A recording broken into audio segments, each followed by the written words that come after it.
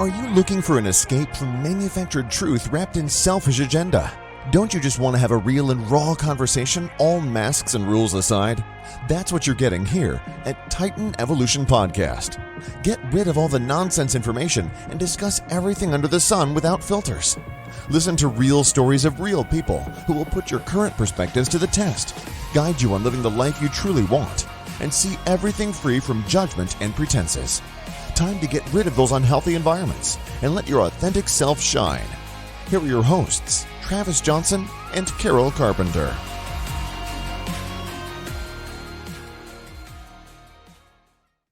Welcome back to the show. I'm here today with John Renken. John, how you doing today, brother?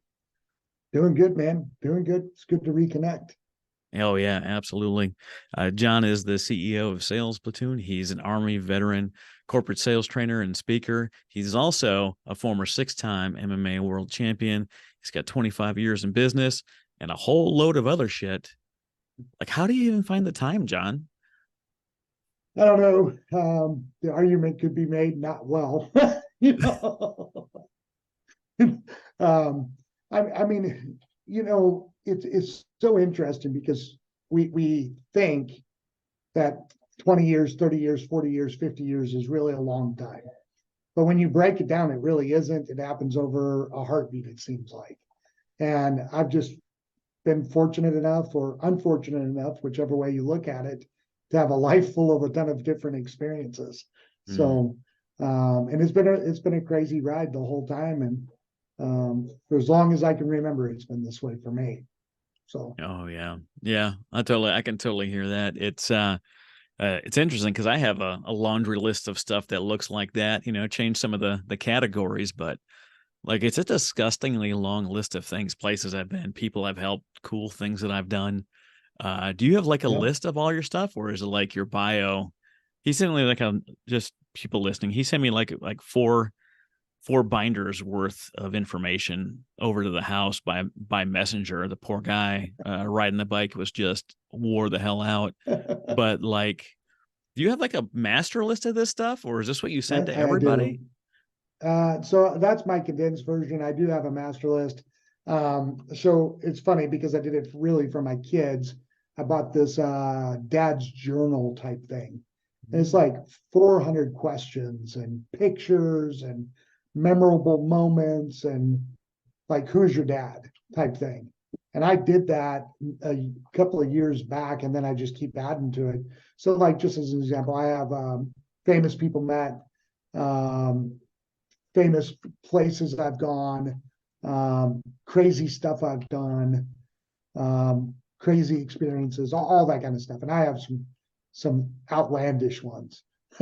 So I mean, so I try to keep that stuff, and I don't really keep it for myself or even for stuff like this. I really keep it so, you know, because when we're kids, we don't really know who our parents are. It's not until we get older in life that we start looking back and go, man, you know, what did my dad do? What did my mom do? You know, and now you're older, so you want to know. And so I really wrote it all for my kids that hopefully one day they'll come back and they'll want to know who I really was. So that's why I have mine. That's pretty interesting. I've not really thought of it that way. I got a friend who's doing an interview series, kind of like that I do here, but his whole thing is when you see a veteran, you go to a veteran's house, they got like a flag on the wall or a plaque up there if they got their shadow box, but that really doesn't tell you anything about them, right? Unless you know that story or those set of stories. Like you don't know. You just look at it and you're like, oh, these were dad's medals, and you know, I miss him, and so I keep his medals around. But that doesn't tell you anything about it. So what he's doing with first responders, you know, police, fire, paramedics, EMTs, nurses, and then military members, veterans, is interviewing and collecting that story. So when they make, I don't know, let's just say a shadow box, there's like a QR code on there, and you can scan it, and you can go and you can hear all these amazing stories of the person about who they are. If they've got a rack full of medals, they're explaining what those are and what those means and how he felt when he get them, or whatever that stuff is. I had in interest of preserving family history or just, conversations. A couple of visits ago, my dad was here. I had him sit down in front of the microphone, and I sat next to him, and then, the camera was on him or whatever. And I just asked him questions, walk me through some of these Yeah. stories. Tell me about your siblings. Tell me about some of these things. And we now have the technology with something as simple as Zoom, where we Yep. can actually capture and catalog some of this stuff. And it's really a different world than you and I grew up in. For sure. You know what it reminds me of? Did you see the movie Hacksaw Ridge? Yeah. So at the end, where they talked to him and his unit before they died and Mhm. recorded all that, it reminds me of that. Yeah. Like you Yeah. can see that movie, and because we know Hollywood fabricates a lot of stuff, you start asking the question, was it really like that? And then they have those guys at the end of the movie talking about him. I thought that was the most powerful part of that whole thing. Yeah. Yeah. The whole You know? movie was basically just setting the table for the main event. Yeah, Yeah. yeah, yeah. So I love that idea. And I'm telling you, man, in a culture where we leave people behind so quickly and life moves so quickly, man, that's why I did it, was because everybody has a story, but not everybody gets to tell theirs, especially to their kids. Mm. So Oh yeah.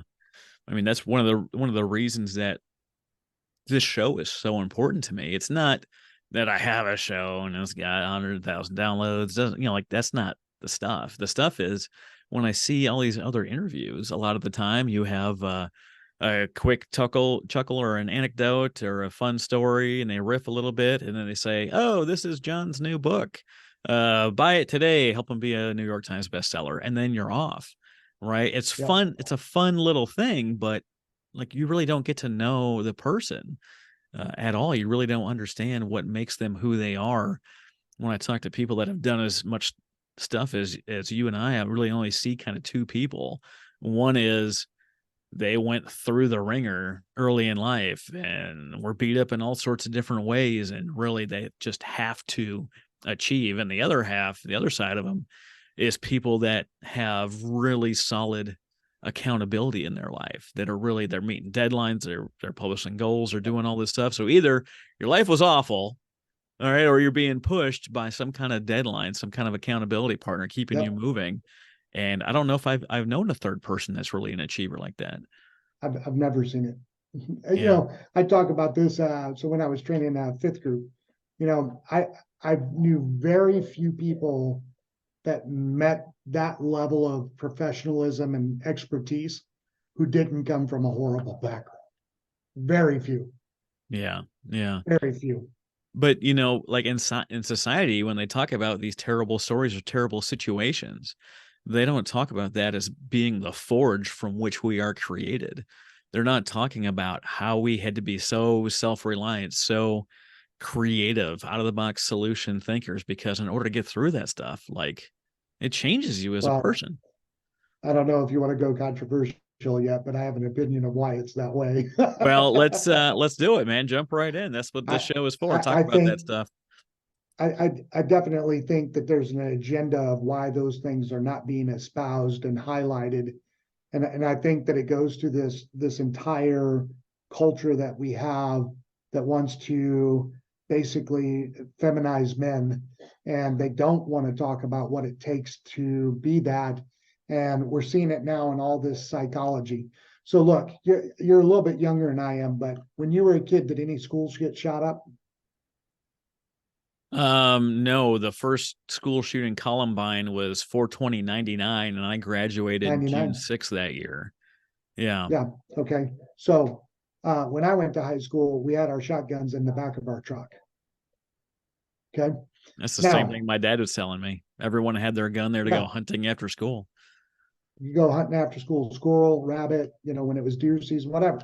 Right.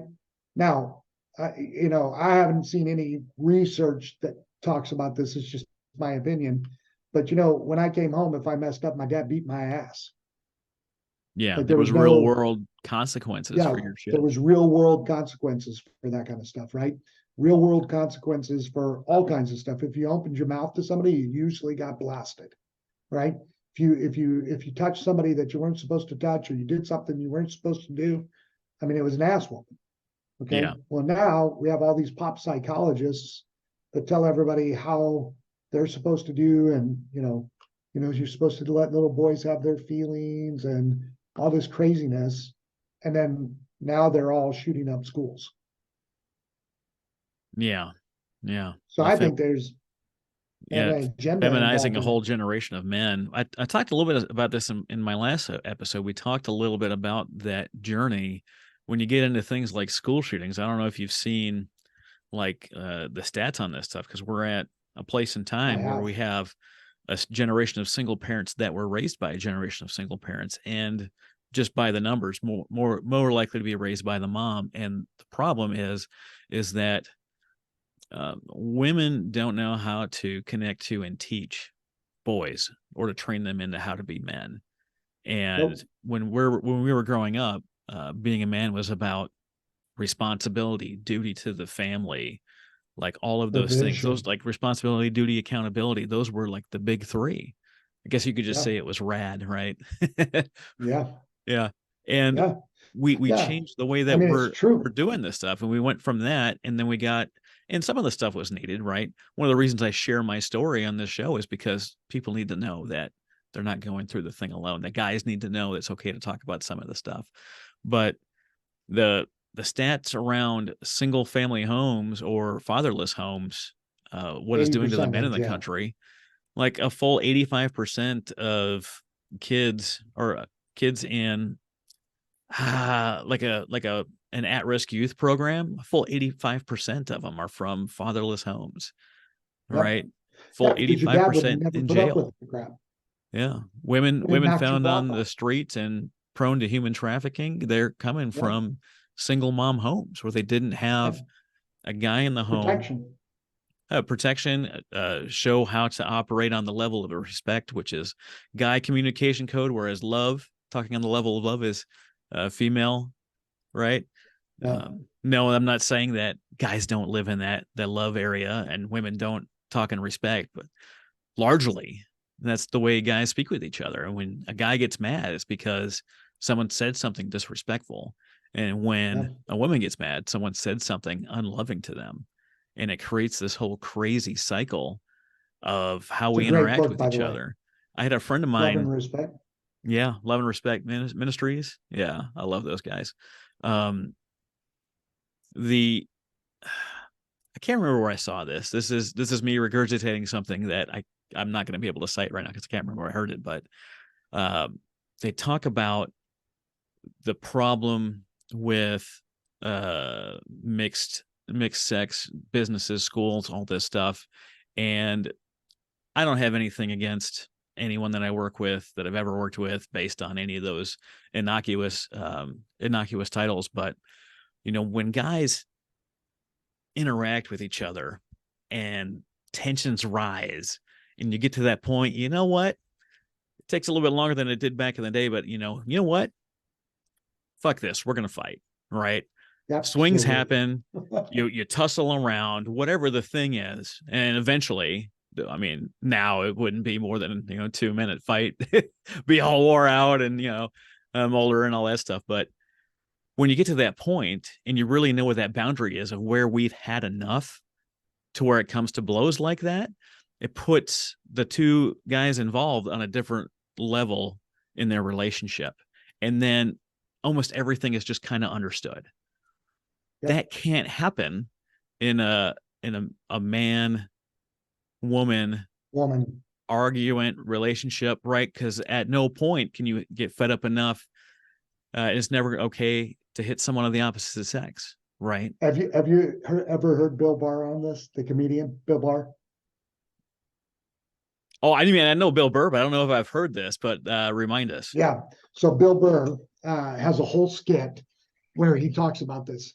There's a level where you and I, if we don't like each other, there's a level where one of us is going to knock the other one in the mouth. Yeah. Just, we know it, right? Mm-hmm. And you're either gunning for it or you know it's coming and you don't care anymore, right? However, with women, there's never that level. But women operate as though there's nothing they do that really deserves getting punched in the mouth. It's hilarious skit, dude.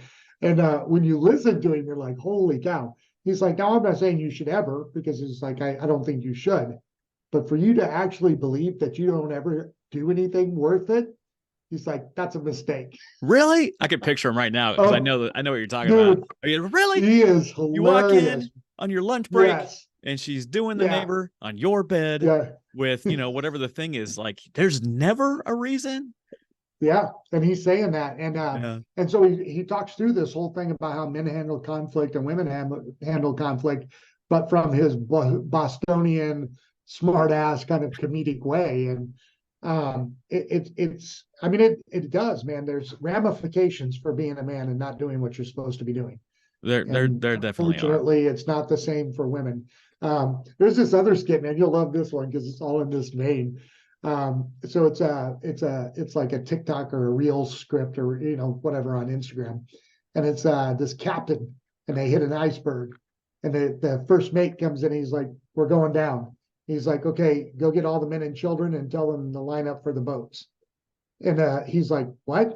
And he goes, "Yeah, all the men and women, or all the men and kids." He goes, "What about the women?" He goes, "This is 2022, you bigot." He's like, "The women have to fend for themselves, And so they get out there and they're sitting there, and he's like, "All right, ladies and gentlemen, we have the boats out and men and children first." And all the women are like, "Oh, whoa, whoa, whoa, whoa, whoa." And he's like, "No, no, no, this is what you've been fighting for. Equal treatment. It starts today with the sinking of the boat." Jeez. And then all the women are like, "No, no, no, no, that's not what we wanted." And then they have this one who's going, "No, this is exactly what we fought for." And the other four are like, "Shut up." Yeah. It's in my 20s when I was like starting to learn how to talk about some of these things, and at that point, so this is 20 years ago, I'm like, my thought was, men or women say they want equal treatment, and then they also say that they want to be treated like a lady, and Can't have both. and at no point in time is that the same thing. No. And Nope. I'm sure my understanding of it 20 years ago was, I was early 20s. A lot of guys I know are just smart asses in their 20s. That's just, they run their mouth until they get to that limit and they realize, Yep. oh, people have their limits. And then you're like, okay, all right, I'm backing down. But obviously we're talking about this stuff, and obviously we're joking about this stuff, and we don't feel that all men and all ladies fall into any of these categories. But it's an interesting thing to talk about because this, you're Generation Xer. I'm a millennial, an elder millennial, like 81 is somehow a millennial. I don't know if that's really true, but by some internet troll, that's, I guess, what I am. It's so interesting to see the way everything's changed. And I know the media, social media, internet media, 24-hour news cycle, all that stuff really changed how we interacted with everyone around us. Before TV and radio, how many people did you run into in your lifetime? 100, 200, 250? All right. 3,000? I don't know, whatever that number is. And now you can interact with thousands of people every 10 minutes, right? Yeah. You can see the same video on TikTok as 4 other million people saw, right? Yeah, it's insane. And you're getting exposed to things that other generations were never exposed to. They never knew existed, simply because we have the technology to do some of that stuff. I'm looking at the map behind your head there, and I can see all the different places I've been, and I can see news stories from all the different places that's at. And then you can go find blogs from random citizen in whatever country talking about anything and everything. There's too much to even process, let alone divide things between men and women, or most men and most women. Like, it can't really be done. Peterson does a really good job with this topic and kind of the equality versus all that other stuff. And, everybody wants equality until it's time to eat a bullet. You don't see a ton of women like volunteering to be on the front lines of combat. There are a few, but that's radically just the media. Like, I don't see women volunteering to be garbage men or bricklayers or whatever, right? All those things make a huge difference. And the crime ratio, 85% of all criminals come from single mother homes. Like, you can devalue men all you want, but the bottom line is they're what makes society work. Yeah. Yeah. I don't know what level I agree with that, what percentage of me. But I definitely understand what you're saying. When you look at some of that stuff, it's just we don't understand how to train and bring up the opposite sex, but there's got to be the feminine and the masculine in order to create a whole person. It's just the way it is. It's not that. Jordan Peterson's, how does he say it? I think he says there's equality in our differences, I think is the way he says it. Equality in our differences, meaning men and women in value are equal, but our real value comes from our diversity, right? Mhm. That men are different from women and women are different from men. And if you subtract one out of the role, it doesn't matter which side you go to. If you go to the hyper toxic masculine side with no femininity, that's just as destructive as all feminism with no masculinity. They're both destructive. Yeah. I think I've said before that I think toxic masculinity is men with the complete absence of any masculinity, is how I feel. Yeah. Because it's not masculine at all. Yeah, I don't. Yeah. So I gotta know, man. I know I've asked you this before when you were guessing my old show, Nonprofit Architect. But how did you get into MMA and then work your way up to being a 6-time world champion? Yeah, so I served in the 90s. So I was in the Army from 93 to 96. Before I joined the Army, I was a nationally ranked Taekwondo martial artist, player, fighter, whatever they call them now. And actually thought that I would be able to join the Army and make the Taekwondo team. And then I got an opportunity to come to Fort Campbell and be in the infantry. And so very quickly I was like, I don't want to do Taekwondo. Is that in Tennessee, Fort Campbell? Yep. Okay. Yep, Fort Campbell, Tennessee.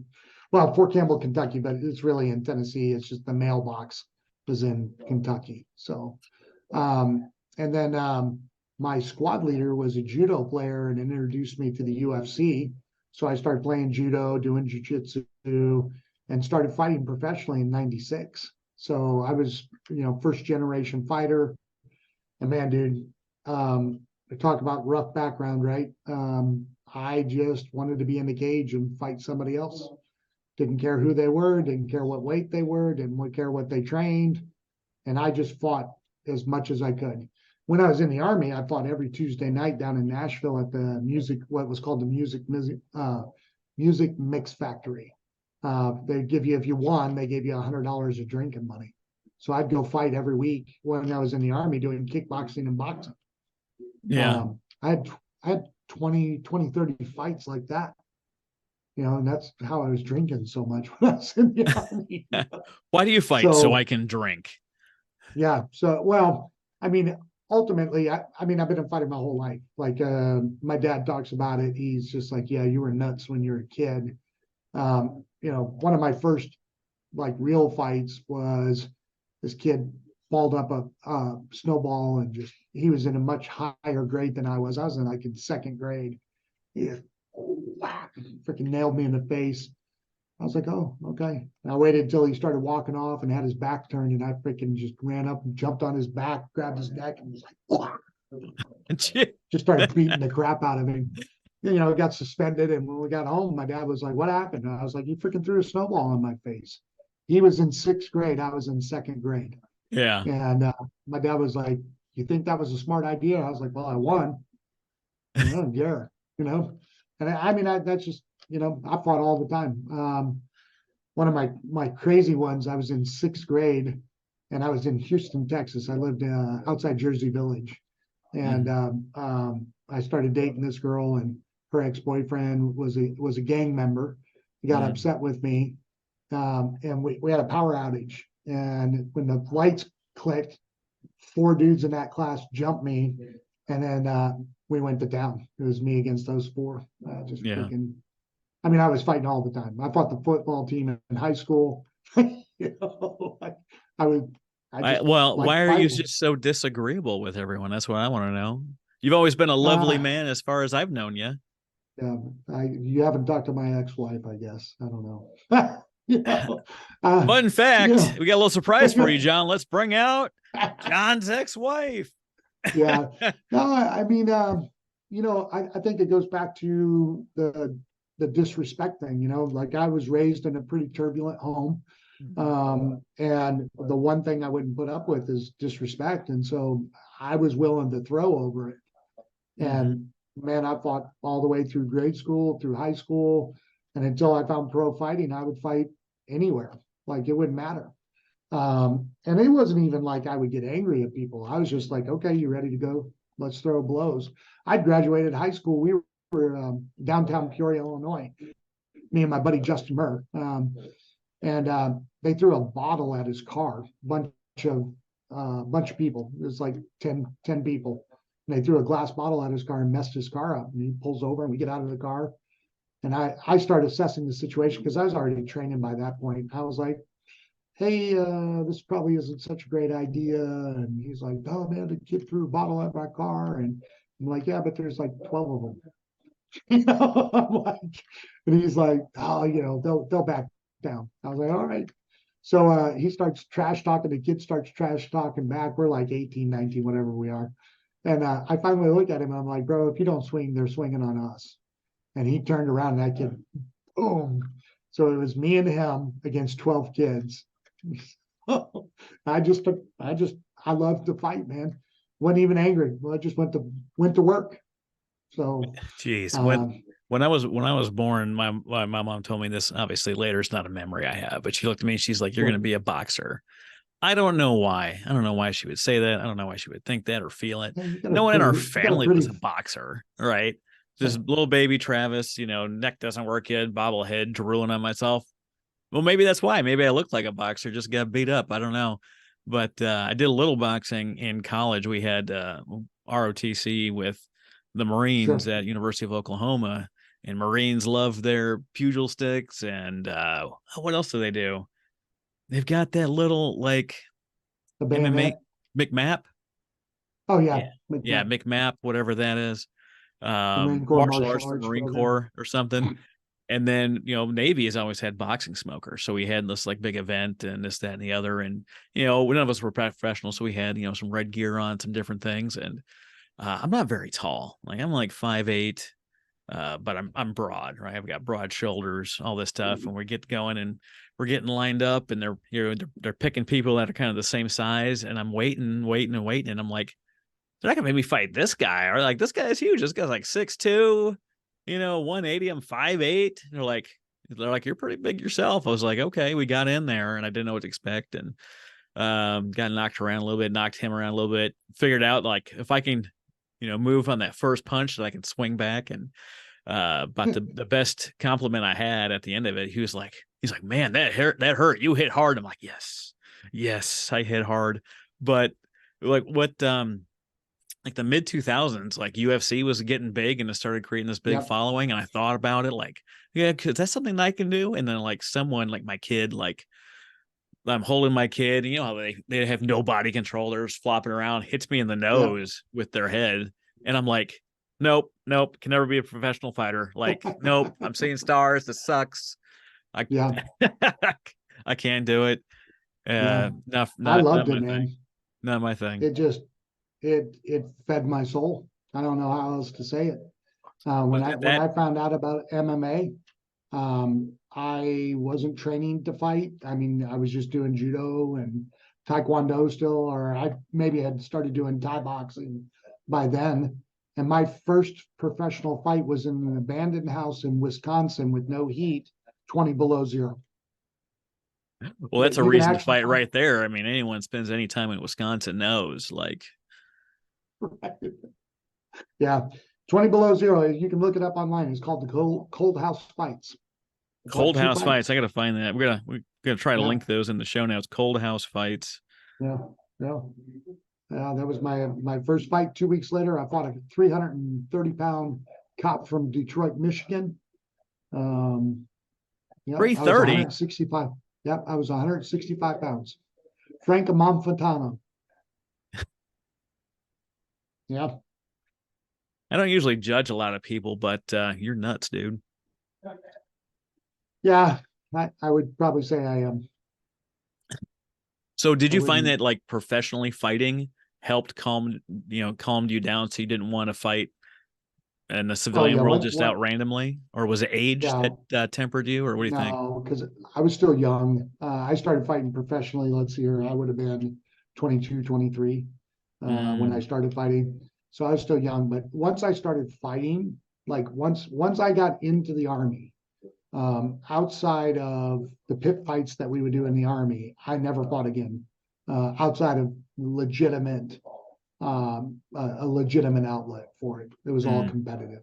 yeah. So, because I never felt the need to, because I was like, man, I'm like, I would fight 2, 3 times at the music mix factory a month, sometimes more. Where like I fought one guy, he was like 13-0 as a kickboxer, and I freaking beat the brakes off him. So I was fighting guys that actually trained, and so there was no need to fight on the street because you're not going to do anything. Yeah, you got your fix in Yeah, the it arena. really was Yeah. it was my fix. And for me, it was about being competitive and being challenged and testing myself. And man, when I got turned on to MMA, it was over. Yeah. Um, Yeah. I mean, I had a 12-year career, I guess, 70 pro fights, 20, 30 amateur fights with boxing, kickboxing.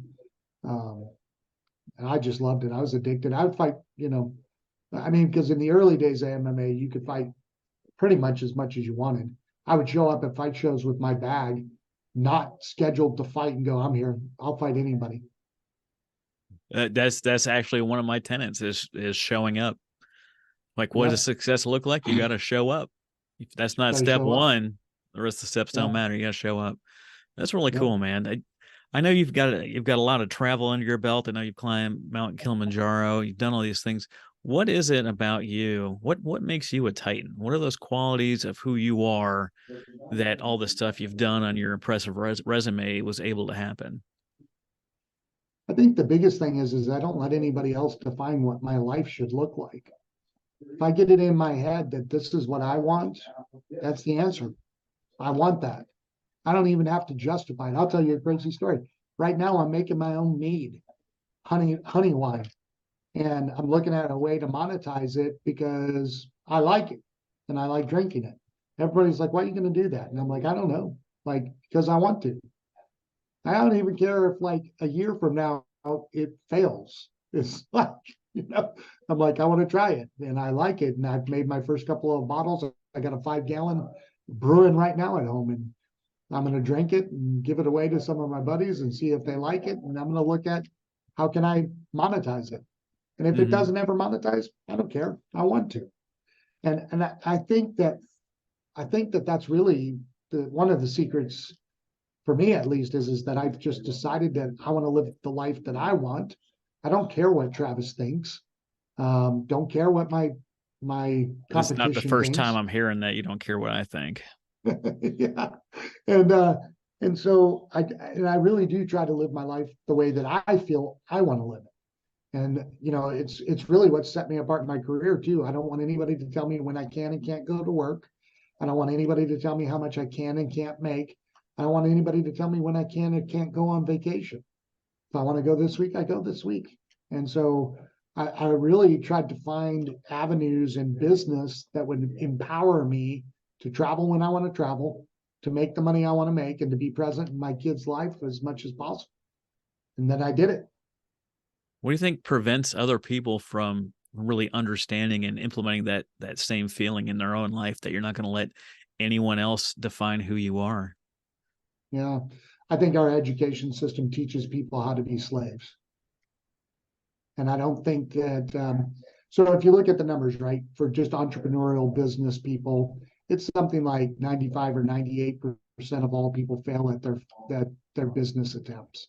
And so what that does is you have two types of individuals. You have people that see opportunity or people that want security. And the vast majority of people are probably on the security side. And so when they want security, there's no reason to risk. And Ooh, that is a quote right there. Say that again.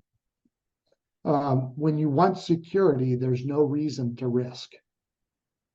Wow. So I would rather risk. I do this in my sales platoon class when I interview every candidate that comes to sales platoon. So I've got to ensure that I can place this guy or this girl, right? So I got to be able to find them a job. So I need to make sure that I'm putting them in the right place. So I ask them, Travis, I'm going to give you two choices.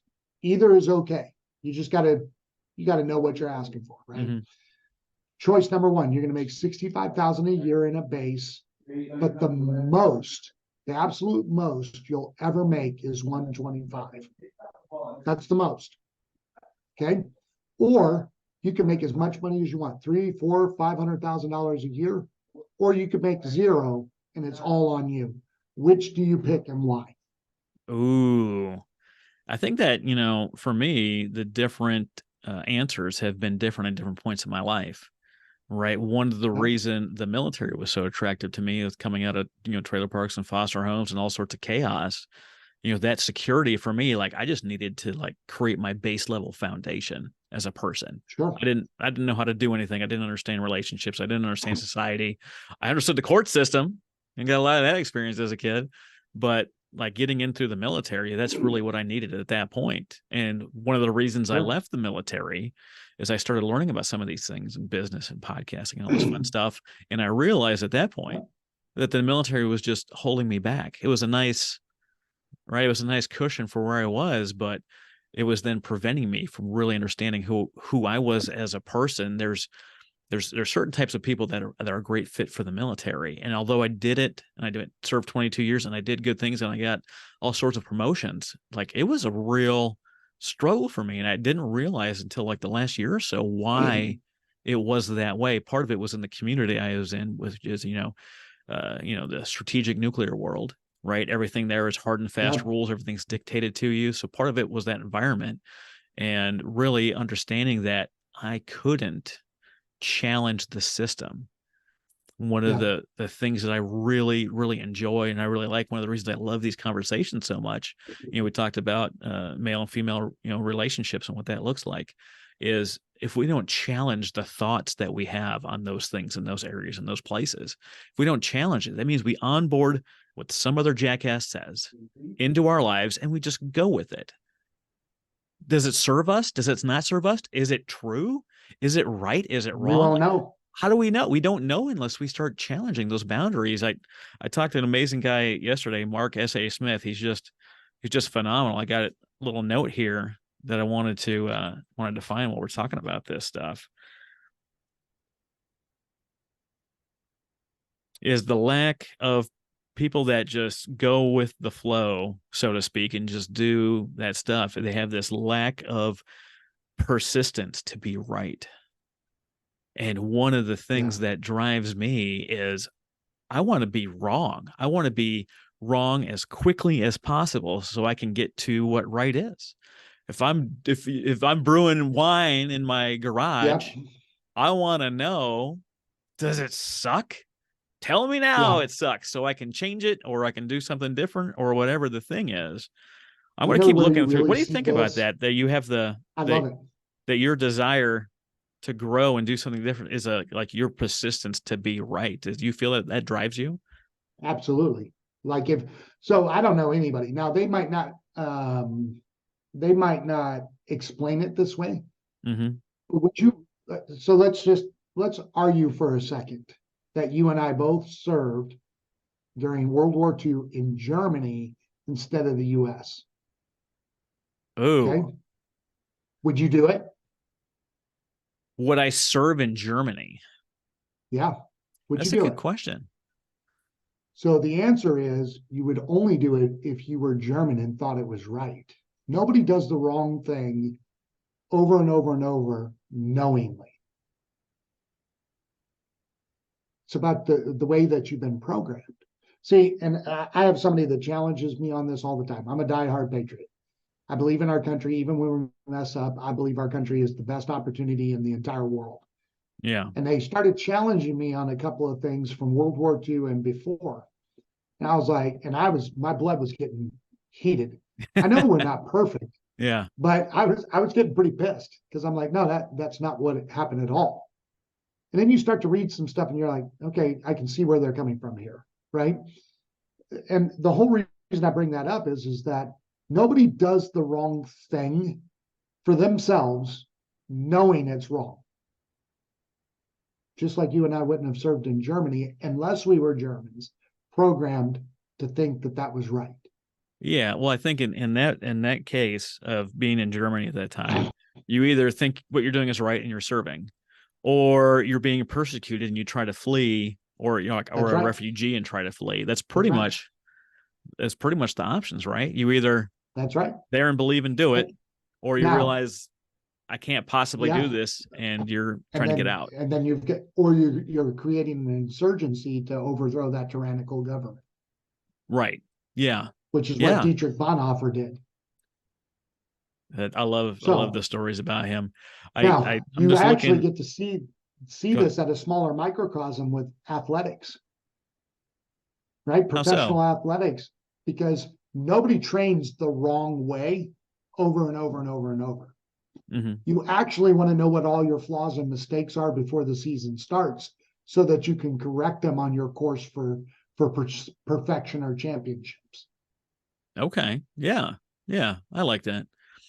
I'm just looking at my notes again from Mark S.A. Smith. The quote I was looking for is, the people that grow, the people that are successful, the people that reach greatness, all of them have one thing in common. Maybe they have a bunch of things in common. One thing for sure stands out. And Mark said that if you're going to be that person, you got to have the capacity to change your mind.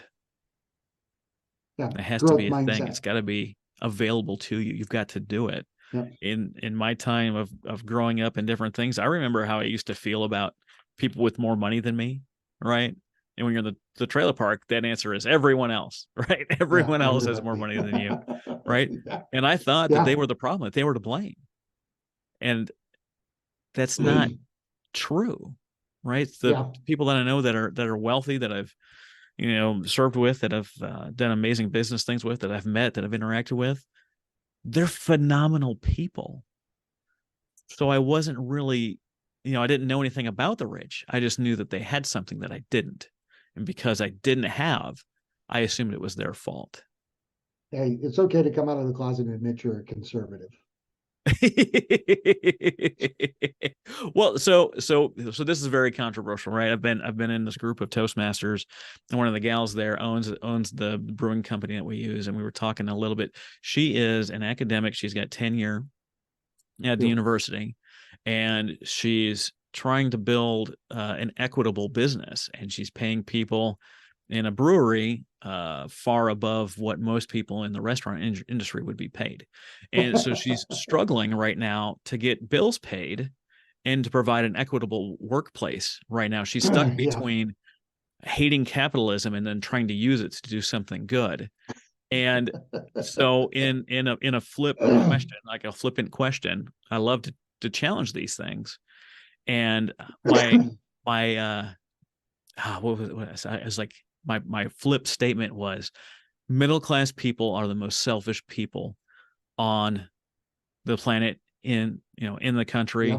It's rich people that go out and they build a business, and their wealth they use to revolutionize medicine. Their wealth they use to create homes for the homeless, and their wealth they use to create stable homes for all their employees, which might be 50,000 or 10 million. Oh, these guys are so wealthy, it's ridiculous. No one needs that much cash. Do you think they got a money bin in their backyard of just cash that goes swimming in like Scrooge McDuck? No, it's the valuation of their company. That's not cash on hand. I was like, well, Jeff Bezos, he doesn't need that much. How many families does he personally support through Amazon as a business? Millions. Dude. Those conversations always frustrate me. So you sound like you can emotionally weed through that better than I can. Well, it's if you're listening to this, tell me what you think about that statement. If it got you riled up, let me know. Like, go on Instagram podcast type and be like, dude, you are full of shit and I hate you. Let me know. Interact with me, right? But the more Here's the truth, things. though. Nothing gets solved by government. We both served in the government. Yeah. Like, Yeah. the government is the most inefficient vehicle to do anything. Like, it doesn't matter. Like, so I won't, I'll leave out the company name. But I was working with a company, and they are such a large company that they had so many layers of bureaucracy to get to a simple $30,000 decision. I finally threw my hands up in the air and said, how the hell do you people get anything done? Yeah. Like, that's the federal government, right? Yeah. That's part of So it. I would much rather take an Elon Musk or a Jeff Bezos or a Bill Gates and go, hey, can you build sustainable housing? Yeah. They would get it done faster than the government, and it would be a better option than the government. Yeah. I tend to agree. One of the what so we both served, right? Have you seen these like Ford truck commercials where they say military grade in their I haven't commercial? seen that. No, No, it's a no. Ford F-150. It's built tough. It's built this military grade. Anytime I hear a civilian company talking about military grade, I just think of all the broke ass, rundown equipment and just Right. terrible living conditions that people They in don't the understand the military deal government with and the equipment. contracting They're like, system. it's military grade. I'm like, oh my God. If you're listening to this and use that in your sales process, Stop. stop. Please, dear God, stop. Because anyone that knows just gonna laugh at you. Like, Yeah, because we always buy the cheapest. yeah, Like, multi-million dollar whatever's the most. platform built by the lowest bidder. Good luck Yeah, being safe. right. Yeah. Oh, you remember when President Obama put out the Affordable Care Act, and they launched that website, and they couldn't get that damn thing to get up? Well, yeah, Like, and it costs how many millions of dollars to build a yeah, website? I mean, that's the height of the inefficiency of the federal government. Yeah. I mean, it's a cosmic picture of what we had to deal with in the military. I'm surprised our aircraft stay in the air.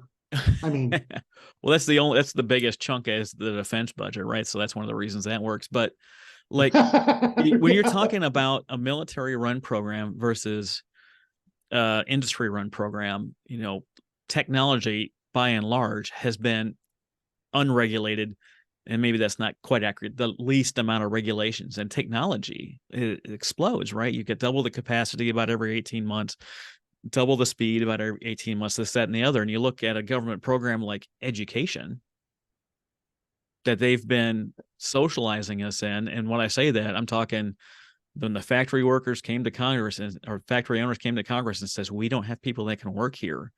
They created a system that runs just like the factory floor. I think it's the Education Act of 1893 made kids sit in column and file, right? To change classrooms when the bell rang, right? To have union lunches, to only ask a question to get the answer that is agreed upon, not to ask for understanding. Free thought. Right. And then you're then programmed that you have to answer everything that's asked of you.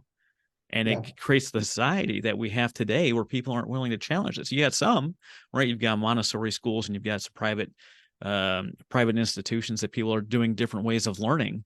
But when you try to implement some of those through the federal, education program, you can't do it because that's not what it was built for. People are like, education's broken. Education is working exactly how it was designed, but it was only designed to create more taxpayers that don't question the system and keep feeding the government every year, in my opinion. My conspiracy theory on it is that when the Democrats realized they were going to lose the slavery battle, they came out with a new type of slave. Really? How would you back up that statement? So people that take that factory mentality for employment are slaves. They're actually created to fund the federal government. The W-2 employee has no freedom, no ability to deduct expenses, no ability to escape tax liability. And then we give them $2,000 or $3,000 back at the end of the year of the 20 or 30,000 we stole from their paycheck. And we tell them to be happy because they popped out a couple of kids. So we took physical slavery, and the Democrats fought to keep physical slavery of blacks. That was a losing battle, so they created mental slaves. And it's a Yeah. system that imprisons people. And it's why people don't think that they can make more than minimum wage. Yeah. There's Think about economic slavery, right? Yeah, it's economic slavery. So there's research out there that proves this. Do you know the average American pays between $8,000 and $12,000 more in income tax per year than they're required to? Well, judging by my What is, face, if you're watching this, I'm making the stinky face. Like that stink. That sucks. It, yeah, you know why? why? Because you've been educated to pay your taxes because that's what the federal government wants their W-2 slaves to do. Yeah. But Yeah. if you would start a side hustle, you would actually not only be able to make more income, you would be able to write off more of your tax burden and employ people and give them freedom. Right. Right. I've got a pair of gals that work for me for podcast Titan stuff, podcast production. They're both 1099 employees. I've got one gal in Canada, Laura Lee. She's amazing, and I've got a gal in just north of Tulsa that's marrying one of my best friends here in November. Actually, I'm performing the ceremony in 1 month and 1 day. But what I do and generate for podcast revenue, I'm helping support not only my family, but those two other families. When you talk about things like taxes, and I'm going to say something that's a little flippant, right? Well, I'll talk about two things. If you don't know what the rules are, you are going to get beat up by the rules. If you and I were playing a board game right now that had 25 rules, and I only told you 2 of them, what are the likelihood that you're going to beat me? None. You're none, right? You're going to get your ass kicked every time, and I'm going to win because I know all the rules where you don't. When you apply that to anything like being in the military, not knowing the instruction, like being an engineer and not understanding the principles, earning some kind of income and not knowing the tax rules, if you don't know the rules, you're going to get beat up by them. So that's right. I explain the tax rate to people, and this is a very flippant observation, right? On the first page of the tax code, it says pay this much tax. Every other page of the tax code is how not to pay the tax that they told you on the first page. When the tax code was written for 2 people, employers and employees, not rich and poor, employers and employees. And you can play the game as an employee and get screwed, or you can play the game as an employer, like an Elon Musk or a Jeff Bezos or whoever, and not pay nearly as much. Right. And then you get in the argument with people about, well, they don't pay their fair share of taxes. They pay property taxes on every warehouse that, let's just say Amazon, right? Every warehouse they build, they pay property taxes. They pay healthcare taxes. They pay payroll taxes, right? Do they get a lot of tax deferment? Yeah, because they wouldn't be able to bring that facility into town to create those jobs. I don't know. I'm in Oklahoma City here, and I know by the airport they've built 2 enormous Amazon warehouse places. I know of at least 3 in town, but everyone that shows up there to do the thing, like all of those families are being taken care of financially to some level. Well, and it's not true. They pay, so the top 10% of the wealthy in the country pay 98% of the country's tax burden. It's simply not true. Yeah. Pay your fair share. Pay your fair. Why would I do that? I mean, think about this. So we went to war with England over a 3-cent increase in our taxes. 3 cents. That's what we went to war over. And we have a government that is raping us. Your money is taxed when you get it, taxed when you purchase, taxed when you get services, taxed on your property, taxed on your vehicle, taxed on your food, taxed on your clothing. How many times can you tax the same dollar? Yeah, it's really true. Like my thing is like when I buy and sell a car or I buy a used car, why am I paying taxes on the second sale? Again, it's already been and taxed. Then the other person has to pay it too. It's not just you. The other person has to pay the taxes too. Because then they got taxed on the income and you got taxed on the sale. Yeah. Right? The system's criminal. And that's why I say that I think if you go back, if you look at the timing of it, right? So as we freed slaves, what happened to the economic system? They didn't have any labor anymore. So they created a whole new class of slaves. But these are slaves of mindset, not property. Mindset slaves. How long were you a slave to your mindset? I started my own business when I was 11 years old, my first business. Yeah. And in my entire life, I've had 4 W-2s, one of which was the Army. The rest of the time, I've been at 1099. Yeah. I'm going to admit that it took me a lot longer to figure that stuff out. You know, I it's didn't only the figure it last out. couple of years that I figured it out. You know what I mean? The Yeah. last 2 years in particular for me, for my journey, for my stuff, for my whatever, 2 of the biggest things I did was start a business, a legitimate business. And the second was to get rid of everyone in my life that didn't have an abundance mindset. Come on. I'm not talking about having a bad day. Yep. I'm not talking about that at all. But if I talk to you Monday on the thing, all right, and then you talk to me Wednesday again about the same thing, and then Friday again, hey man, when are you going to take control of your life and get that shit That's fixed? right. And Yep. you have people that respond in one of 2 ways. Yep, I'm with you. Yep, thanks for calling me out. Let's get this done. Or you have the other side, right? You know what the fuck you're talking about. You've not gone through this stuff, this and the other. Like, oh, I have. But I yeah, know Zig Ziglar says that it's your attitude, not your aptitude, that determines your altitude. It's That's not right. the thing. It's never the thing. It's always how you feel about it.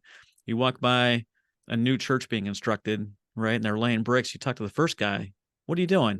It's like, I'm laying bricks, right? You talk to the second guy. What is it that you're doing here? It's like, oh, I'm really building a nice wall here. You talk to the third guy. What are you building? He's like, I'm building the sanctuary for the Lord's people. It's the same task, but it's the different perspectives of that same task that are the different people. The task is not the problem. The stock market's not the problem. The president is not the problem. The whatever group of people you blame is not the problem. The problem is our perception of what it is, our attitude about what the thing is. Have you ever heard of Jim Rohn? Do you know who Jim Rohn is? Oh, I do know Jim Rohn. I love Jim Rohn. So Jim Rohn was, he went through several different presidents, and he was called into, I don't remember, I think it was like Shell Oil or like maybe BB Oil or something like that, right? And it was during one of the transitions between Republican and Democrat. And they're like, so what do you see over the next couple of years? I see increase and decrease. I see fall and I see summer. He's like, it doesn't matter. Like, it's going to be the same. It's what you do with the opportunity. Yeah. There's going to be opportunity. What are you going to do with it? Doesn't matter if it's a Democratic president or a Republican president. What are you going to do? Yeah. Yeah. No matter where the number in the stock market is, it's the highest it's ever been. I know there's people going broke. And if it's as low as it's ever been, I know people that are getting wealthy beyond belief. I know that walking around the city, you're sad when it rains, man. The farmers are happy as shit. And right when you've got days of sunshine and everything's wonderful, the farmers are sad and the citizens are happy. Yeah. Right. Think about NFL players. How many of those make millions and millions and millions of dollars and then end up declaring bankruptcy? Oh, have you seen that? Was it ESPN 60 for 60 broke or 90 for 90 I didn't broke? see that. Yeah, no, it's a whole thing. They show how not only is their lack of financial understanding, right? Because how many people in the NFL come from wealthy families, right? Very, very small percentage. So they've taken everything they know about money, which is jack shit, right? I've been there. I know you've been there, right? Jack shit about money. And then they all of a sudden have millions.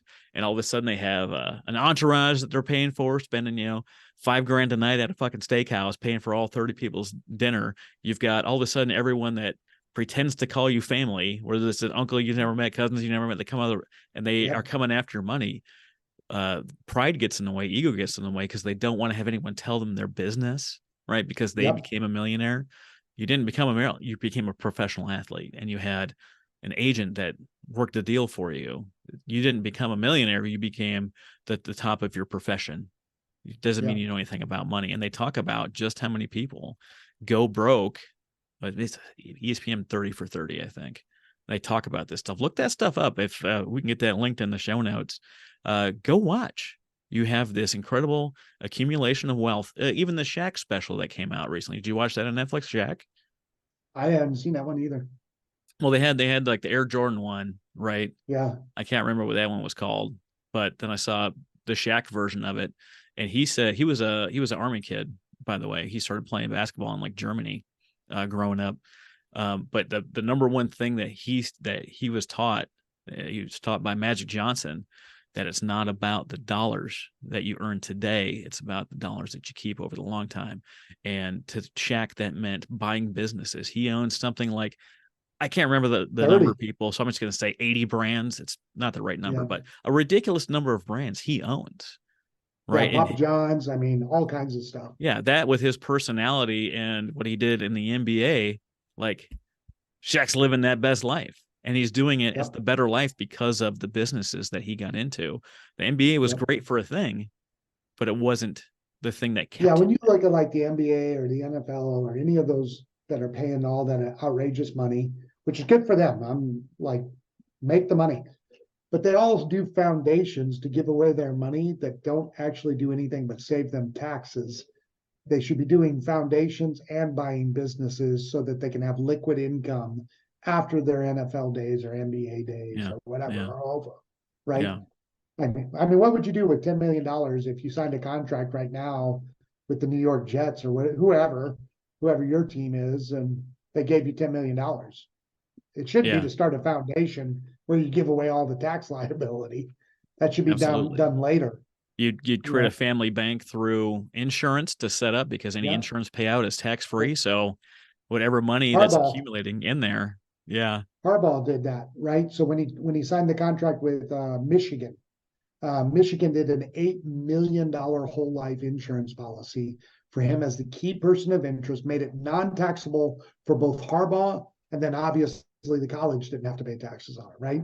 Yeah. So he has 8 million drawing 8% every year in a whole life insurance policy. Yeah. Yeah. If you're listening to this for the first time and you're hearing this stuff, this is one of the ways that rich people stay rich, is because they know some rules that we don't know. And I've actually got an appointment on Thursday with my guy to move my TSP, my thrift savings plan, from the military into that whole life account that we're talking about right now, so I can get them tax-free payouts. Is that with Derek? I don't know who Derek from is. the vet tribe. Derek Mayo from the vet tribe. No. Oh, okay. No. It's from a guy here at Five Rings Financial that I met a number of years ago. I met a gal this last week. She teaches people how to stack money, stack gold and silver, and use that as a tax shelter to not pay taxes on, to grow wealth tax-free. Oklahoma's got one of these laws. There's like 4 or 5 states in the country that when you get sued and you're found personally liable, there's a couple states out there where they can't touch your house. Every other state, if you get sued and held personally liable, they're going to force you to sell your house and give some percentage of that, up to including all of it, for the lawsuit, and give that away. But in Oklahoma, they can't touch your house. So we've got people like doctors that earn significant income. And Oklahoma is one of the cheapest areas in the country. And they're buying gold, melting it down and turning it into fixtures, turning them into shelves, turning them into things that are part of the physical structure of the house. Because if they ever get a malpractice suit that goes beyond the limits of the insurance, they would be broke. But in Oklahoma, they can't touch your house. So then they would then take those things that are part of the house. Is you could incorporate a trust that owns your S-corp, and then your S-corp owns an LLC, and you create fire breaks between your wealth and your liability. But not as a W-2 employee. Yeah, you can't do that you could. It doesn't take a lot of money to do that, but most people don't think that way. So did you ever see the movie Accountant with Ben Affleck? Yeah, it's been a number of years, but yeah, so it was way more interesting than I thought it would be. Like, how many accountants are exciting to talk to? Yeah, none. Right. So if you go watch that movie, at the very beginning of the movie, he's having a conversation with 2 farmers, and they're going to have to put their tax costs on a credit card. And he looks over and he says, "Did you make that?" And she goes, "Yeah. Do you like it?" And he goes, "Not particularly." And she's like, "Okay." And he goes, "But you might have what the IRS calls a home-based business." And then he starts explaining it. Do you have a truck? Do you take that truck and you go buy supplies? Do you have an office space? Do you have this? Do you have this? People don't realize, and this is what I'm trying to teach our veteran community. If you come into the military at 18 and you start a side hustle, you start a business, I don't care what it is. freaking underwater basket weaving. Doesn't matter. The mere fact that you would save between $8,000 to $12,000 a year, plus be able to make a little bit for your first 4 years in the military, means you could leave the military with $40,000 more than you had when you came in. Just in tax savings. Just in that first tour. Yeah. Yeah. Yeah. I'm not going to pretend to be the authority on this stuff. There's a lot of stuff I've heard, and there's a lot of stuff I've tried, and there's stuff that I know about that I haven't done yet. I'm not the expert, but man, do I love talking to experts about their stuff. It's not a how can I do it? It's who do I know that's already an expert in it that can do it for me. If I can pay them a little bit or whatever, right? Can I change a transmission in a car? I can, right? But I don't currently have the tools to do it. I don't have the time to do it. I have the know-how to do. I understand how to do it. I can do it. I've done it before. But man, am I not going to waste any of my time doing that shit anymore? I'm going to take it to the expert. He's going to have it done way quicker than I ever would. Right. Right. Yeah. It's going to cost a couple extra bucks, but I ain't got to deal with that shit. Yeah. At some point, your time becomes worth more money than the money it would cost to do something. Yeah. And if it doesn't, you in the wrong field of work, my friend, or you just have terrible money habits or something out there. Yeah. I mean, I'm loving all of this conversation, John.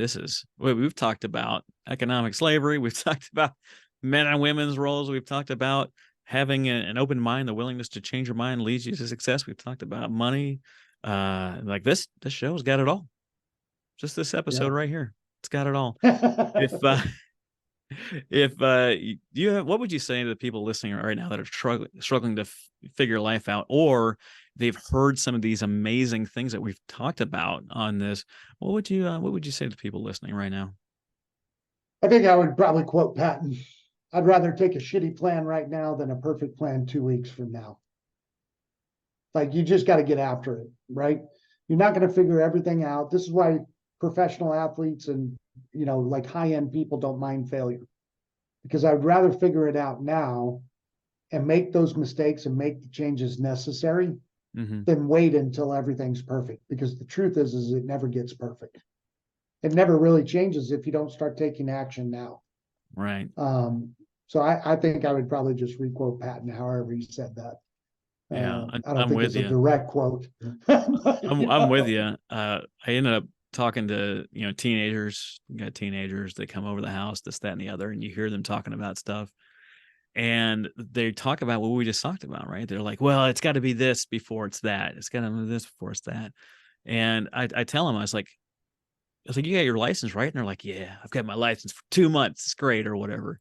And I'm like, and you're learning to drive a car, you do things in the wrong order sometimes. I'm like, did you ever try to like turn your wheel, like turn the steering wheel while you were stopped? Like how easy or hard is that to do? They're like, oh, it's pretty hard. Like, you got to really move it. Like, you got to put some ass behind it. Right. And it's like, how much easier is it to move the wheel once you're moving? You're like, oh, you can just make like little adjustments the whole time, and it's easy. And it's the same with life and business, right? It is hard to get something going if you're not moving. It's like this with life lessons too. Think about this. What if you waited till everything was right before you got married? No, you never get married. What if you waited until all your finances were exactly the way they were supposed to be before you and your wife had your first child? Never have a kid. You'd never have a kid. See, we understand this when it comes to relationships. We understand this when it comes to getting married or having kids. Like, we probably look around and, I don't know about you, but when we had our first kid, I was like, holy shit, I am not ready for this. This is way more than I thought it was. I had my first grandkid a month ago. She's a month old, Remy, right? Nice. And I'm watching my daughter and my son-in-law, and I've got a great picture of my son-in-law just like with this panic look on his face, holding his baby. Yeah. And I remember like what our life was like at that time. We had our daughter. I was 21. I just turned 21. My marriage was like 2 years old. I'd been in the Navy for like 3 years. Like, right. I didn't know how to be a sailor. I didn't know how to be a dad. I didn't know how to be a husband. I hardly knew how to be an adult. Right. Yeah. And you got to figure it out all at the same time. Now imagine if we did that with business and making money. The truth is that it's harder for you to secure a good wife and good children than it ever is going to be to make money. but we treat money as that's the real risk. That's not the real risk. Mm. Anybody that's divorced will tell you that. Pick wrong and see how much that costs you. You could come up with our own line of like t-shirts with quotes on them just from this show. Just from this show. Yeah. For the stuff that Yeah. I said, like you get like a whole line of t-shirts. Pick wrong and see how Yeah. much that costs. Yeah, like Willie Nelson said in the Dukes of Hazzard, that movie. He's like, why does divorce cost so much? Because it's worth it. You know, like Yeah. it. I mean, but you think about it, when it comes to taking a chance on a side hustle, a business, a dream, a vision that you've had, it is far less money than what it would ever cost you to choose wrongly when it comes to marriage and children. Yeah, it really is. When I was in the nonprofit game, I was talking to a gal. She is a little bit north of the Bay Area, kind of getting into wine country and stuff. And she's running a nonprofit helping to rescue cats and educate people in the community about how, you know, having your pet spayed or neutered keeps the population down, and you're doing all these different things. And I was like, cool. I was like, how many people are in your town? And she's like 40,000. And she had this real problem with asking people for money. Like she didn't want to get that no. And I was like, how often do you leave the house? She's like, every day. I'm out in public. And how many people do you run into every day? It's like, oh, anywhere between, 20 and probably 200 every day. And I'm like, every person that you don't ask to donate to your cause is a guaranteed no. The only chance that you have to get a yes is if you ask. If you ask.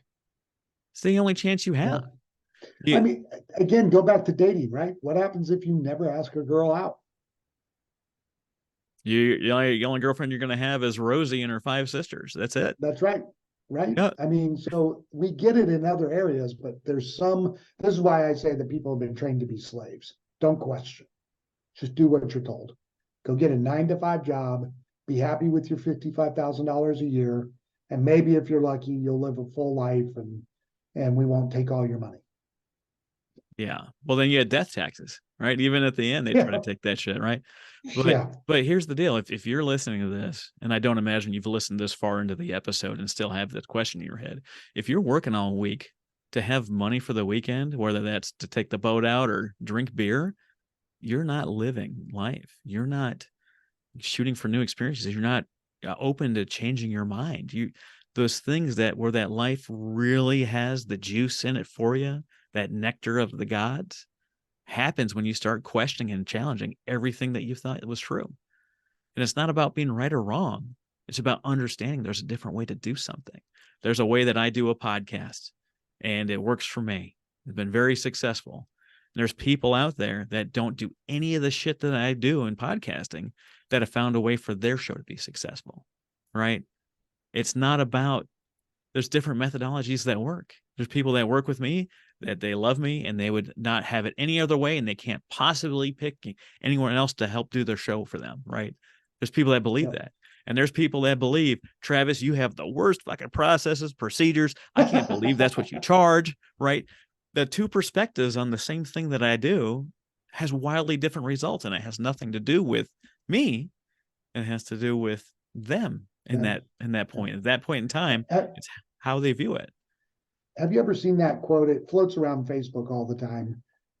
Somebody who's doing better than you will never hate you, or never hate what you're doing. Right. I don't ever see Elon Musk bashing new businesses. No, he's too busy doing his own shit. Even ones he's competing against, right? I don't see Joe Rogan telling Travis that he has a shitty podcast. No, but if Joe Rogan is out there, I would love to have a conversation. Right. Joe, if you're listening, give him a call. So it's this whole idea that, man, if those are the people in your life, you probably do need to take a good look around your life, because people that are doing good don't hate on people who are in their circle. The big myth is that if you win, I can't win. That's a big myth. We can both win. Scarcity. That we can both win every day, all day. There's right? So much money out there. Yeah. Have you heard of Patrick Bet David? I haven't, but you mentioned something that I wanted to talk about. Jim Rohn real quick. Jim Rohn again says you're the average of your 5 closest friends, the 5 people you spend the most time with. And I know I said this before, so if you've heard this stuff, you can probably skip ahead 30 seconds. But like, if you come into a new town and everyone you meet's got a hot rod, you're gonna go buy a hot rod. If you come into a new place and everyone just wants to go to a casino for a weekend and have fun, and you're hanging out with them, you're gonna end up in the casino. If you want to have a big, impressive, cool business, start hanging around the people that are doing that stuff. They're not going to hate on you. They're going to help you. They're going to mentor you. They're going to guide you, show you some of the stuff that they did so you can get there. Yep. Your business sucks right now and everyone you hang out has a shitty business. Guess what? There's a reason why, because you're not looking for those people that are in the place that you want to be, to doing the things that you want to do, to have the success that you want to have. Yeah. So Patrick Bet David's been on this huge BlackRock stateside and whatever that other company is he talks about. Do you know how much money is in circulation right now on the planet?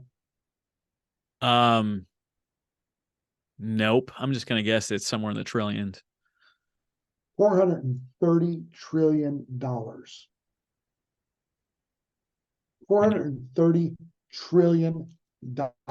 And you're cringing over spending $30 to read a book that's going to make your life better. That's right. And that's the point.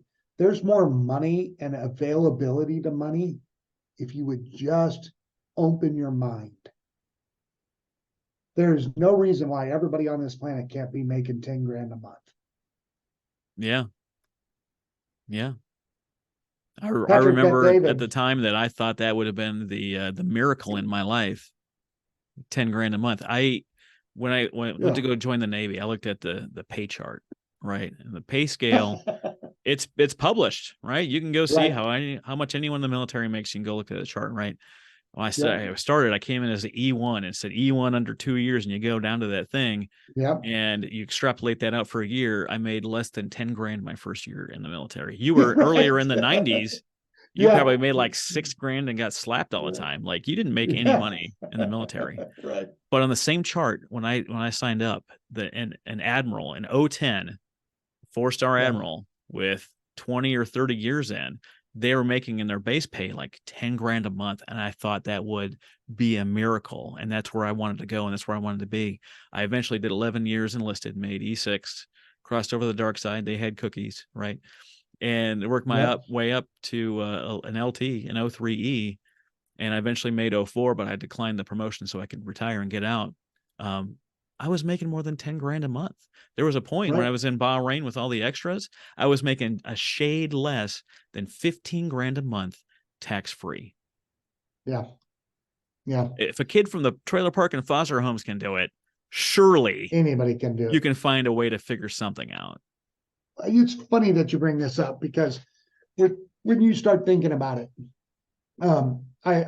because I'm doing this Skill Bridge program, right? So I talk to a lot of kids and a lot of guys getting out of the military, and I hear this 6-figure talk, right? I just want to make 6 figures. And I'm like, I don't think you understand. And they're like, what do you mean? I said, this isn't in the military anymore. 6 figures in the military usually comes with $20,000, $30,000 of non-taxable pay, BAH, all that kind of stuff.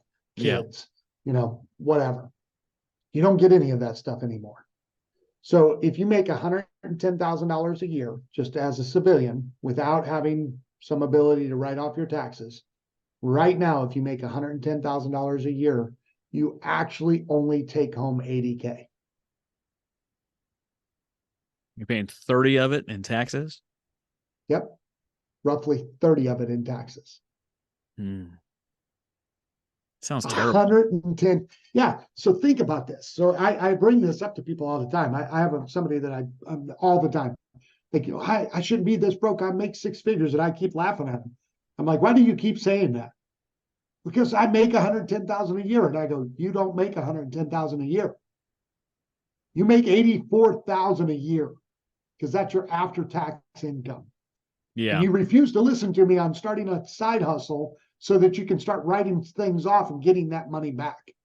Well, I run into people all the time that they don't understand what that means. So if you're watching the video, you get to see my hands move, right? When you are a W-2 employee and you make this much, my hands are far apart. You get taxed on that, right? Yeah. If you're in a business and you make that much, and then you have write-offs, and then you have payroll, and then you have new equipment that you bought, and that Mileage. you only pay taxes on the profit. Yep. So if your profit, if you brought in $300,000 in business last year, but your profit was only 15 grand, you're only taxed on 15 grand. You're not taxed on the 300,000. Even more than this, man. So this is the secret. This is why these guys make so much money. Listen to this. So if you actually have your own corporation, LLC or S corp, doesn't matter which one, right?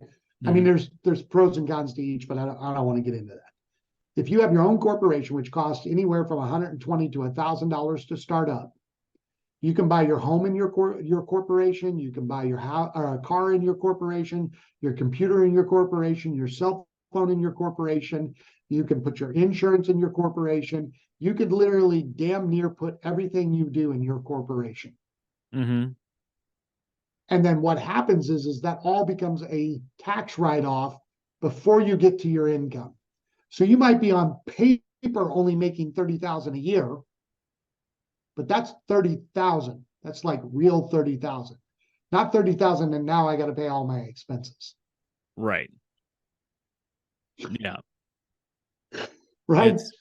It's just a whole different way to look at something. Like right now, I had a trip this weekend that was canceled.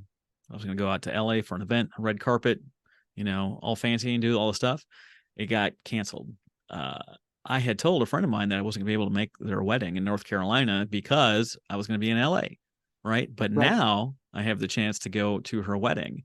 And I'm talking about this with my wife last night. We're looking at plane ticket costs, this and that and the other. I was like, I only have to find a reason to talk business there, and the whole trip becomes a write-off. Either the mileage, the gas, the plane ticket, all of that stuff, I can pay with it from my business expense account because I'm going to do some business there, and the whole trip becomes a write-off. Yeah. Why wouldn't exactly. You can write off your vacations. Yeah. You can write off your whole vacation. All you got to do is do business in the middle of it. And you like I say this all the time. People think I'm crazy. Well, you are, and maybe, but that's why we like you. Yeah, arguably I am. I don't care what the gas is.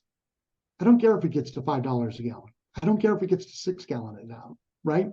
Right now, for every tank of gas I put in my car, I make $340 in tax deductions. Because right now it's 65 cents a mile.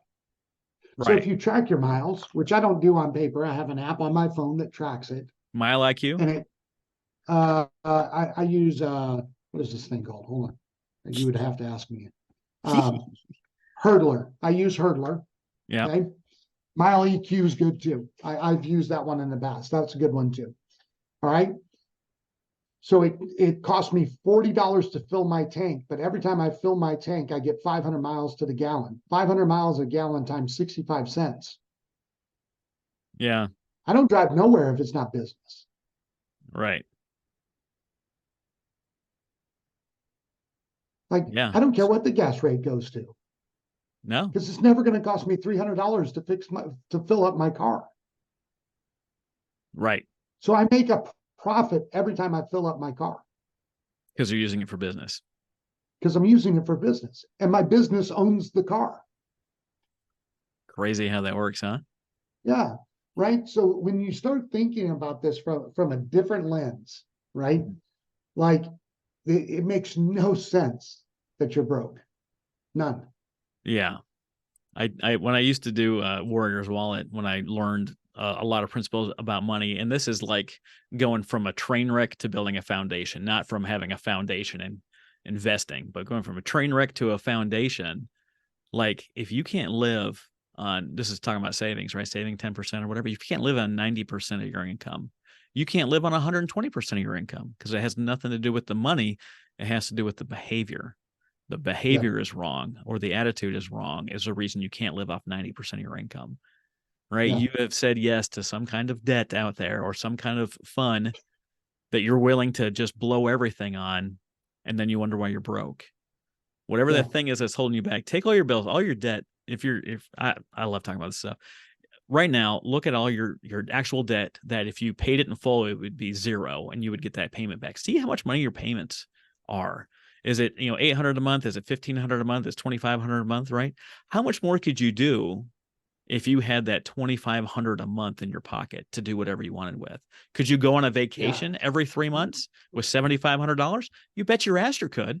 Could you start a business like John's talking about with an extra $2,500 a month in your pocket? You bet your ass you could. But you're too worried about what alcohol you're drinking for the weekend, what your weekend trip's going to look like with the boys every weekend to have any real money, and you're willing to put that in your card and not pay it off. You got interest working against you, compound interest working against you, instead of having it work for you. Here's another one. This is so simple, man. You shouldn't buy a new car. It's the worst investment possible, right? Yeah, right. Just period. Like, I don't care what anybody says, unless you're in that top 10% of the nation's wealth, and then you're buying cars to escape taxes. Okay. Right. Which then I get it. And then I'm like, blow your money, bro. Like, that makes sense to me. But if you did this, if every time you bought a car, you put it on Turo and let Turo pay your car payment, how much more could you do with that extra $300, $400, $500 a month? If you put your car on Turo, you'll make $300 to $500 a month. Yeah. And now let's your car be honest, becomes a tax write-off. There's some app that out there that helps other people use what you want. There's an app, if you've got a swimming pool in your backyard, where people can rent your swimming pool for the day or the weekend. There's an app out there, Turo, Turo, where people can rent your car for the day, right? There's an app out there for someone to use your house for the day. It's called Airbnb or VRBO. There's an app out there right now where you can use your garage space or your driveway space as a rental area because someone doesn't want to go pay the storage unit. They'd rather pay you. I'll park your boat in my backyard for a year if you want me to. Hell yeah, give me that 10 grand. Why wouldn't I? Right. Why wouldn't you? But you're so busy consuming entertainment, social media, whatever the thing is, you're too busy consuming instead of creating. You're spending all your time, energy, and effort on something that has no payout, and you're not learning anything new. What's the difference between someone that can't read and someone that won't read? Nothing. They're both broke. Nothing. They're both broke. Listen to this. So, I don't know what percentage of your crowd is veteran, but just think about this from a veteran perspective. So we come into the military at 18, we're going to do 20 years. What if when you were 18, somebody came along and said, Travis, you need to buy a whole life insurance policy, put $250 a month in it, and every time you get promoted, you raise it $100 a month. Okay? By the time you got done, you would have over $1 million in whole life. Okay? Now, every time you PCS, you should buy a quad and rent out 3. Live in one, rent out the other 3. Yeah. Yep. Rent out 1, live in 1, rent out 3. So by the time you've spent your 20 years, I don't know about the Air Force, but in the Army, we transfer every 3 to 5 years. So you're going to have 4 to 5 quads. Yeah. Okay. At a military base where people are always going to rent. Yeah. You're going to have 16 or 20 units by the time you retire? You're going to have 16 to 20 units that are going to bring you in liquid income of about $10,000 a month, plus your whole life policy, plus because you actually own assets, you're going to be at about $6-7 million in the bank. Yeah. Or that's true. Fuck you, money. Yeah, you can do whatever you want You with want that me to money. do what? Yeah. Fuck you. I'm not doing that. Right. When I Plus, was then you get your retirement and your disability. Yeah. When I was a young jackass, now I'm an old jackass, but when I was a young jackass, like, don't tell me what to do with my money. I can do whatever the hell I want, this, that, and the other. Sure. When I finally got that shit in order, and I didn't do it the same way. I wasn't the Dave Ramsey plan, paid off debt. When I got to where I retired at 22 years as 03E, I had no consumer debt left. We bought a house that was very cheap in Oklahoma, very, very reasonable. I could have bought probably $150,000 bigger house, but I know that, that as an asset, it's not actively paying you. It's not really an asset. We went the debt-free route. When I was overseas, I put 50 grand in the bank and started podcasting. When I retired, I just told John the whole story of the disaster that happened when I retired, when my wife had brain surgery. I wasn't working. Grandma died. Like, the job I had lined up, the company went bankrupt, right? I was in probably dire straits. And had I not been prepared, it could have ended in suicide. It really could have, right? Yeah. But because I had 50 grand in the bank, because I had the VA rating at 90 paying me every month, because I had my military pension paying me every month. I literally could sit around and do nothing. It's not what I did, but I could do nothing and we would have been fine. We would have been completely fine because of the money in the bank, the recurring income that was coming in, our predilection to, my wife grew up on a farm. I grew up in, shambles, right? The predilection to just not spend money on ridiculous things put us in that position to where I had the margin in my life, the extra room in my life to try some of this stuff. And I had the military to do it. John talks about it in a business context. It exists, but it doesn't fucking matter what you know, because knowing is only half the battle. G.I. Joe. The other half is what you do. It's a great quote. It is. It is. It doesn't matter what you know. It matters what you do. And if you never do anything, that's right. It doesn't matter that you know how to save money. If you never started saving money, the money's not there. Doesn't matter. It's great that you need to save money, but if you don't do it, it doesn't add up to nothing. And it's true with everything in life. John, this has been a whole lot of fun. If you want to connect with John, I know his big push right now is mysalesplatoon.com. Go ahead and connect with him there, or give us a social media handle where people can actually interact with you. Yeah, the best right now is because I'm working with almost exclusively corporations now and businesses getting veterans hired for 65, 75K a year, is to connect with me on LinkedIn, just John Renken. I mean, I'm the only ugly dude with that name, so you should find me. Only ugly dude with that name, but we love your spirit, love your willingness to share your amazing life. We dropped so many tips and tricks on this episode, like it's starting to feel like a whole different show. Thanks again, John. Pleasure as always. Thanks, man.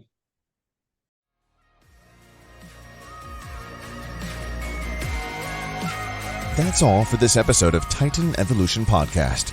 We hope this no-holds-barred conversation opened your eyes on what it takes to live a genuinely happy life according to your own terms. Now that you've treated yourself to such a refreshing discussion, you cannot listen to nonsense content anymore. Be sure not to miss an episode by subscribing to the show at TitanEvolutionPodcast.com. Don't forget to share the word so more people can be enlightened, informed, and entertained. Thank you for listening.